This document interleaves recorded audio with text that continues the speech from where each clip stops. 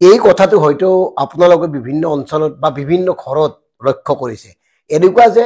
কাজিয়াটো তেওঁৰ লগতে লাগে সকলোৰে মানে তেওঁহে ভাল বাকি সব বেয়া এনেকুৱা কিছুমান মানুহ থাকে আৰু এনেকুৱাই ঘটনা ঘটিছে নেকি অখিল গগৈৰ ক্ষেত্ৰত এই কাৰণে কৈছো কাজিয়াবোৰ কেৱল অখিল গগৈৰ লগতে হয় মিত্ৰতা কেন্দ্ৰিক হওক বিভিন্ন ৰাজনৈতিক ক্ষেত্ৰত হওক অখিল গগৈৰ লগতে বিতৰ্ক হয় মতানৈক্য হয়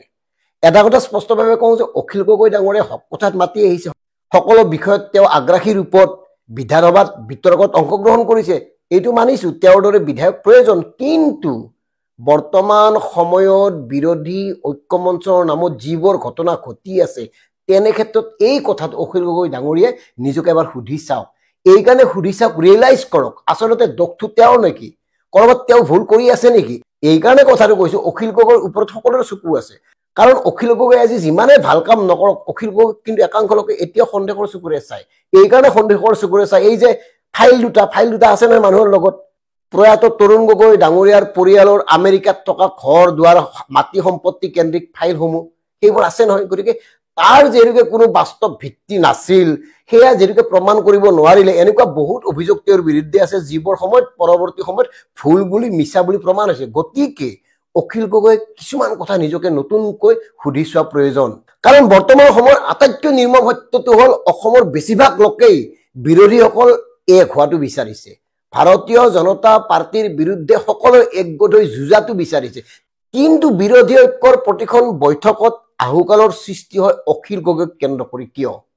এইখিনিতে আমি আৰু এটা কথা কওঁ যদি সঁচা অৰ্থত আপোনালোকে সাধাৰণ জনতাৰ পক্ষত থাকি এইবাৰ ভাৰতীয় জনতা পাৰ্টিক প্ৰতিহত কৰিব খুজিছে তেতিয়াহ'লে আপোনালোকে মিডিয়া টেগ কৰক এই সংবাদ মাধ্যমৰ সন্মুখত সততে কৈ থকা কথাবোৰ বাদ দিয়ক কাৰণ সংবাদ মাধ্যম কাৰ মতে চলে বেছিভাগেই ইতিমধ্যে প্ৰমাণ হৈছে সাধাৰণ জনতাই গম পাইছে গতিকে বৈঠকত যোৱাৰ পূৰ্বে বা বৈঠক শেষ হোৱাৰ পিছত কি আলোচনা হ'ল সংবাদ মাধ্যমক সব কথা জনোৱাৰ প্ৰয়োজন নাই নহয় কোনবোৰ কথা জনোৱা উচিত আপোনালোকে নিৰ্ধাৰণ কৰক সেইমতে কাম কৰক অখিল গগৈ ইমান বেছি আগ্ৰাসী হয় অখিল গগৈ মানে টেলিভিছনৰ বুমবোৰ দেখিলে ইমান বেছি অত্যুৎসাহী হয় তেওঁ কিছুমান নকবলগীয়া কথাও কৈ দিয়ে যাৰ বাবে তিলটোক তাল কৰি বিভিন্ন ধৰণে প্ৰচাৰ কৰা হয় আৰু সেই প্ৰচাৰে কাৰ ক্ষতি কৰে কোৱাৰ প্ৰয়োজনে নাই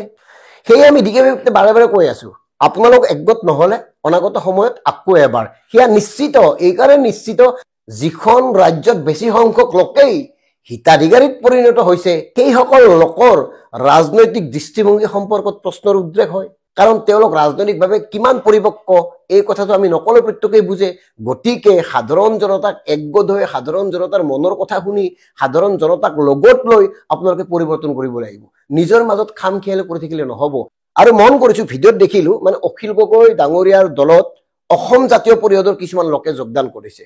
দেখিছো এজিপিৰ পৰা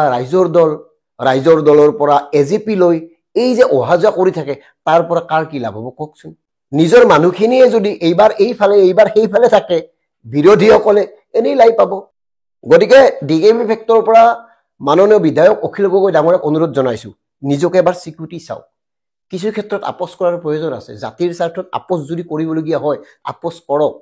আগ্ৰাসী মনোবৃত্তি ত্যাগ কৰক প্ৰত্যেকটো কথাতে প্ৰতিক্ৰিয়া দিব লাগিব বুলি কোনো কথা নাই আপুনি বাৰে বাৰে কৈ আছে যে বিজেপিক পৰাভূত কৰিবৰ কাৰণে মানে বিৰোধী ঐক্যৰ গত্যন্তৰ নাই এই কথাটো আপুনি হৃদয়ঙ্গম কৰিছে আমি বুজিছো কিন্তু এই যে খেলিমেলিবোৰ হয় আৰু প্ৰতিটো খেলিমেলিৰ কেন্দ্ৰবিন্দু আপুনি এই কথাটো কিয় হয় মানে আপুনি শুদ্ধ বাকিবোৰ ভুল নে বাকি সব ভুল কেৱল আপুনি শুদ্ধ এই কথাবোৰ বিশ্লেষণ কৰি চাওক কাৰণ অসমবাসীয়ে এতিয়া আপোনালোকৰ নিজৰ মাজতে অৰিয়া অৰি কাজিয়া পেচাল বিচৰা নাই অসমবাসীয়ে বিচাৰিছে মূল্য বৃদ্ধিৰ পৰা পৰিত্ৰাণ যদিও আপোনালোকে কৰিব নোৱাৰে খাটাং কাৰণ যিমান ধাৰত পুত গৈ আছে এই ধাৰৰ পৰা উদ্ধাৰ হোৱাটো মানে সহজ নহব অনাগত কেবা বছৰলৈকে সাধাৰণ জনতাই ভোগ কৰি থাকিবই লাগিব হয়তো এই সমস্যাৰ কোনোদিন সমাধান নহয় তথাপিও পৰিৱৰ্তনৰ স্বাৰ্থত আপোনালোকে একগোট হৈ যৌথভাৱে সাধাৰণ জনতাক লগত লৈ আগবাঢ়ক আমি এই বিচাৰো ধন্যবাদ